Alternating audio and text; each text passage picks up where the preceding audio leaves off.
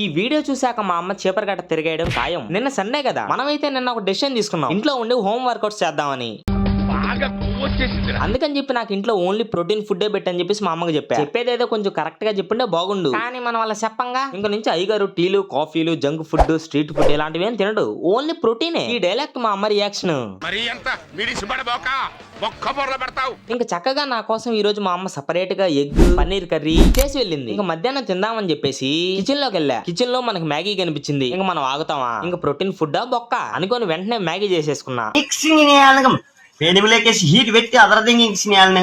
మా అమ్మ చీపర్ గట్ట తిరగడానికి ఇది ఒక రీజన్ అయితే, ఇంకో రీజన్ వచ్చేసి అక్క వాళ్ళు ఫ్రీగా పానీపూరి ఇప్పిస్తా అన్నారు. ఫ్రీ అన్నారు కాబట్టి ఒక్క నిమిషం కూడా వేస్ట్ చేయకుండా వెంటనే వెళ్ళిపోయా. ఈ రోజు మొత్తం మనం జంక్ ఫుడ్ తినింది. మనల్ని సావదప్పడానికి ఒక్క రీజన్ కాదు, 2 రీజన్లు దొరికాయి.